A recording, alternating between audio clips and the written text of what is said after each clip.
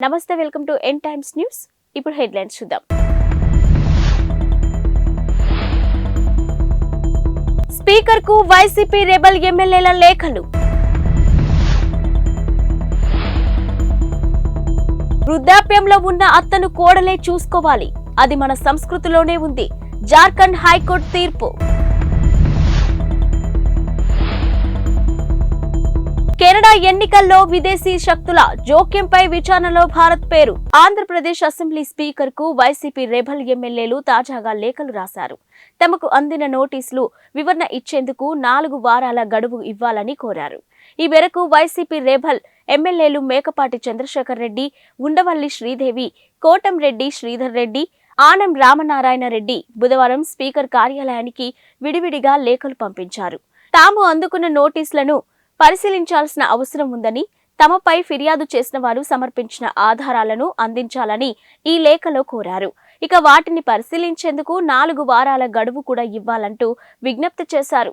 తమ పార్టీకి చెందిన 4 ఎమ్మెల్యేలు అనైతికంగా పార్టీ మారారని, పార్టీ ఫిరాయింపుల చట్టం ప్రకారం వారిపై చర్యలు తీసుకోవాలని వైసీపీ స్పీకర్ కు ఫిర్యాదు చేసింది. ఇక ఆనం, కోటంరెడ్డి, మేకపాటి, ఉండవల్లి శ్రీదేవిలపై అనర్హత వేటు వేయాలని కోరింది. ఈ ఫిర్యాదును పరిశీలించిన స్పీకర్ తమ్మినేని సీతారాం, పార్టీ ఫిరాయింపులకు పాల్పడిన నేపథ్యంలో వారిపై చర్యలు ఎందుకు తీసుకోకూడదో వివరణ ఇవ్వాలని నోటీసులు జారీ చేశారు. ఇక ఈ నోటీసులకు వివరణ ఇచ్చేందుకు మరింత సమయం కావాలని వైసీపీ రెబల్ ఎమ్మెల్యేలు తాజాగా లేఖలు రాశారు. వృద్ధాప్యంలో ఉన్న అత్త సంరక్షణపై జార్ఖండ్ హైకోర్టు కీలక వ్యాఖ్యలు చేసింది. ఆమె సంరక్షణ బాధ్యతను చూసుకోవాల్సింది కోడలేనని, అది మన సంస్కృతి సాంప్రదాయాల్లోనే ఉంది అని పేర్కొంది. ఇక ఓ విడాకుల కేసు సందర్భంగా కోర్టు ఈ వ్యాఖ్యలు చేసింది. వృద్ధులైన అత్త మామలను లేదా అమ్మమ్మకు సేవ చేయడం స్త్రీ బాధ్యత అని పేర్కొంది. అదొక సాంస్కృతిక ధర్మం అని తెలిపింది. వారి నుంచి విడిపోయినా వేరుగా కాపురం పెట్టాలని భర్తపై ఒత్తిడి తీసుకురావడం సమంజసం కాదని జస్టిస్ సుభాష్ చంద్ర స్పష్టం చేశారు. అంతేకాదు, ఎలాంటి కారణం లేకుండా భర్త నుంచి విడిపోయినట్టయితే మనోవర్తి పొందే హక్కు భార్యకు ఉండదని పేర్కొన్నారు. విడాకుల కేసును విచారించిన ధుమ్కాలోని కుటుంబ న్యాయస్థానం భార్యకు 30,000 రూపాయలు, కుమారుడికి 15,000 రూపాయలు చెల్లించాలని తీర్పునిచ్చింది. ఇక భర్త దీనిని జార్ఖండ్ హైకోర్టులో సవాలు చేశారు. విచారించిన న్యాయస్థానం పై విధంగా తీర్పు చెప్పింది. అంతేకాదు, ఈ సందర్భంగా కుటుంబంలోని మహిళల ప్రాముఖ్యాన్ని చెబుతూ మన స్మృతిలోని విషయాలను ప్రస్తావించడం గమనార్హం. ఖలిస్తానీ ఉగ్రవాది హర్దీప్ సింగ్ నిజ్జార్ హత్య పర్యవసనాలతో భారత్ కెనడా దౌత్య సంబంధాలు దెబ్బతిన్న నేపథ్యంలోనే మరో కీలక పరిణామం చోటు చేసుకుంది. అయితే తమ దేశ ఎన్నికల్లో విదేశీ శక్తుల జోక్యంపై జరుపుతున్న విచారణలో భారత్ పేరును కెనడా చేర్చింది. ఇక ఎన్నికల్లో భారత్ జోక్యం అవకాశాలపై తాము కోరిన సమాచారం అందించాలని కెనడా ప్రభుత్వాన్ని స్వతంత్ర విచారణ కమిషన్ కోరింది. 2019-2021 ఎన్నికల్లో భారత్ జోక్యానికి సంబంధించిన డాక్యుమెంట్లను అందజేయాలని కెనడా ప్రభుత్వాన్ని కోరినట్టు కమిషన్ బుధవారం ఒక ప్రకటనలో పేర్కొంది. ఈ ఆరోపణలకు సంబంధించి ఫెడరల్ ప్రభుత్వం వద్ద పూర్తి సమాచారాన్ని పరిశీలించనున్నట్టు తెలిపింది. ఇక పూర్తిగా పరిశీలించిన తర్వాత విదేశీ జోక్యం గుర్తింపు, దీనిని అరికట్టడానికి సంబంధించిన సిఫార్సులను ప్రభుత్వానికి అందజేయనున్నట్టు తెలిపింది. కాగా విదేశీ శక్తుల జోక్యంలో భారత్ పేరును చేర్చడంపై ఒట్టవాలోని భారత హైకమిషన్ను బుధవారం సంప్రదించగా స్పందించలేదు. కాగా ఈ తాజా పరిణామంతో ఇప్పటికే ఉద్రిక్తంగా ఉన్న ఇరు దేశాల సంబంధాలను మరింత దెబ్బతీయవచ్చనే విశ్లేషణ వెలువడుతున్నాయి. ఏపీ ముఖ్యమంత్రి వైఎస్ జగన్ చేతులెత్తేశారని, వైసీపీ ప్యాకప్ అవుతుందని టీడీపీ యువనేత నారా లోకేష్ అన్నారు. ఎక్స్ వేదికగా ఆయన ఈ వ్యాఖ్యలు చేశారు. ఇక హ్యాపీగా దిగిపోతా ఎన్నికల ముందు జగన్ స్వరంలో నిరాశ పేరుతో ఆంధ్రజ్యోతి దినపత్రికలోని వచ్చిన వార్తను ఆయన షేర్ చేశారు. ఇక 56 నెలలుగా అధికారంలో ఉన్నాను, నేను బెటర్గానే చేశానని అనుకుంటున్నా, ఎలాంటి విచారం లేదు, ఇప్పటికిప్పుడైనా సంతోషంగా దిగిపోతా అంటూ జగన్ నిర్వేదాన్ని వ్యక్తం చేసినట్టు ఈ వార్తలో ఉంది.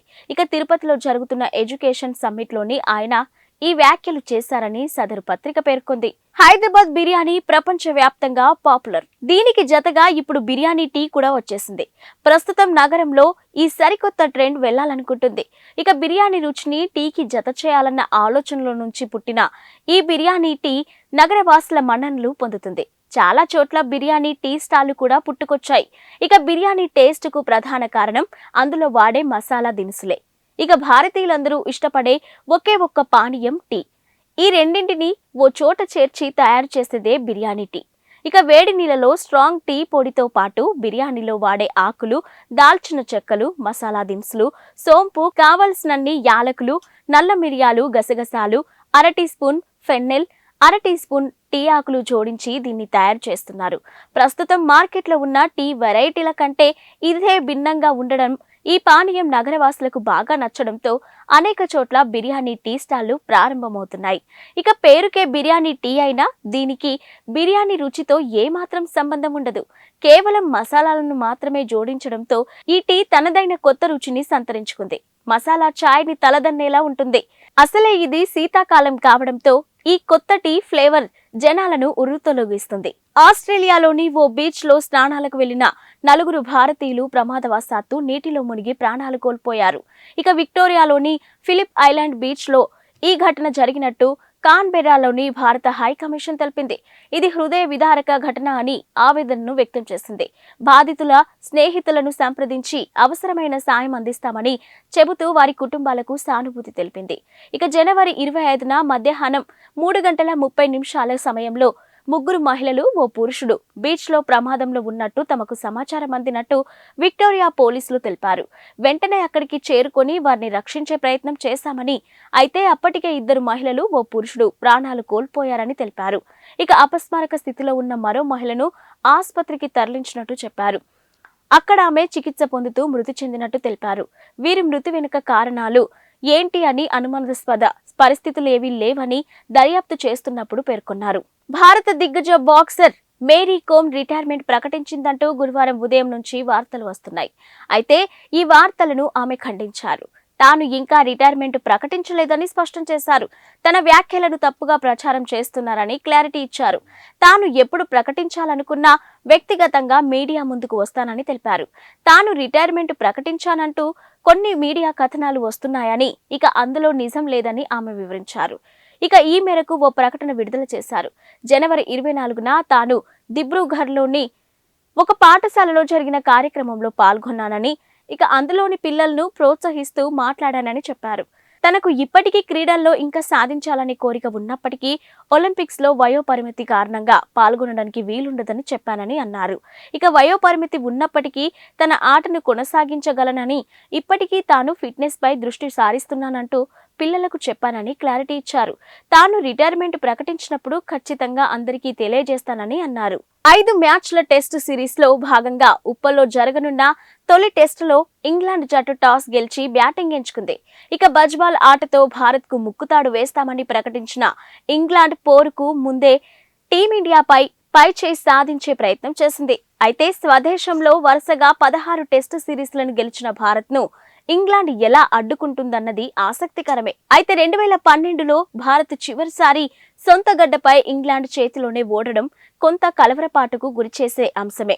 ఇక మరోవైపు ప్రపంచ టెస్ట్ ఛాంపియన్షిప్ ఫైనల్ పరంగా చూసుకున్నా కూడా భారత్ కు ఇది ఎంతో ముఖ్యమైన సిరీస్. ఇక రోహిత్ సేన ప్రస్తుతం 4 టెస్టు సిరీస్లలో 2 విజయాలు, ఓ ఓటమి, ఒక డ్రాతో 54.16 పాయింట్లతో డబ్ల్యూటీసీ పట్టికలో 2వ స్థానంలో కొనసాగుతుంది. అయితే ఇంగ్లాండ్ 5 టెస్టుల్లో 2 సిరీస్లలో 2 విజయాలు, ఓటములు, ఒక డ్రాతో 7వ స్థానంలో ఉంది. టాస్ అనంతరం రోహిత్ శర్మ మాట్లాడుతూ 5 మ్యాచ్ల టెస్ట్ సిరీస్ ను తొలిసారి ఆడుతున్నట్టు చెప్పారు. అయితే కుర్రాళ్లందరూ ఉత్సాహంగా ఉన్నారని, ఇలాంటి వాతావరణంలో తాము గతంలోనూ ఆడామని చెప్పుకొచ్చాడు. 3 స్పిన్నర్లు, 2 పేసర్లతో బరిలోకి దిగుతున్నట్టు చెప్పాడు. మాలీలో ఘోర ప్రమాదం జరిగింది. అక్రమంగా నిర్వహిస్తున్న బంగారు గని కూలింది. ఈ ప్రమాదంలో 70 మందికి పైగా మృత్యువాత పడ్డారు. గత వారం జరిగిన ఈ విషాద ఘటన ఆలస్యంగా వెలుగులోకి వచ్చింది. భయాందోళనల మధ్య సెర్చ్ ఆపరేషన్ జరుగుతుంది. ఇక మృతుల సంఖ్య మరింత పెరిగే అవకాశం ఉందని Mali geology and mining directorate senior అధికారి కరీం బెర్త్ వెల్లడించారు. ఇక నైరుతి కౌలీకోరాలోని ప్రాంతంలోని కంగబాగా జిల్లాల్లో ఈ దుర్ఘటన జరిగిందని తెలిపారు. గని కూలడానికి గల కారణాలపై దర్యాప్తు చేస్తున్నామని తెలిపారు. కాగా ప్రమాదం జరిగిన 4 రోజుల తర్వాత ప్రకటన విడుదల చేయడం గమనార్హమని అన్నారు. ఇక మైనింగ్ లో పాల్గొన్న చాలా మంది చనిపోయారని, వీరిలో అత్యధికులు మైనర్లు కూడా ఉన్నారని చెప్పారు. భవిష్యత్తులో ఇలాంటి ప్రమాదాలు జరగకుండా మైనింగ్ రంగంలో కొన్ని చర్యలు తీసుకురావాల్సి ఉందని బెర్తే అన్నారు. బుధవారం ఉదయం 10 గంటలకు ఆన్లైన్ విడుదల చేసిన శ్రీవారి 300 రూపాయల టికెట్ల ప్రవేశ దర్శనకు టికెట్లు గంటల వ్యవధిలోనే అమ్ముడుపోయాయని టీడీపీ ప్రకటించింది. ఇక భక్తులు కేవలం 2 గంటల 45 నిమిషాల వ్యవధిలోనే కొనుగోలు చేశారని తెలిపింది. ఇక శ్రీవారి ఆర్జిత సేవలు, లక్కీ డిప్, వృద్ధులు, దివ్యాంగులు, శ్రీవాణి ట్రస్ట్ 300 రూపాయలకే ప్రవేశపెట్టిన దర్శనం టికెట్లను బుధవారం ఉదయం 10 గంటలకు ఆన్లైన్ విడుదల చేసిన శ్రీవారి 300 రూపాయల ప్రత్యేక ప్రవేశ దర్శనం టికెట్లు గంటల వ్యవధిలోనే అమ్ముడుపోయాయని టీటీడీ ప్రకటించింది. భక్తులు కేవలం 2 గంటల 45 నిమిషాల వ్యవధిలోనే కొనుగోలు చేశారని తెలిపింది. ఇక శ్రీవారి ఆర్జిత సేవలు, లక్కీ డిప్, వృద్ధులు, దివ్యాంగులు, శ్రీవాణి ట్రస్ట్ 300 రూపాయల ప్రత్యేక ప్రవేశ దర్శనం టికెట్లను ఈ నెల 18 నుంచి 24 మధ్య టీటీడీ అందుబాటులో ఉంచింది. కాగా ఏప్రిల్ నెలకు సంబంధించి శ్రీవారి దర్శన టికెట్లు పొందిన భక్తుల కోసం మాత్రమే తొలిసారి వసతి గదుల కేటాయింపును ఆన్లైన్లో నిర్వహించింది. ఈ మేరకు టీటీడీ వివరాలను వెల్లడించింది. ఇవి ఇప్పటివరకున్న బులెటిన్ అప్డేట్స్.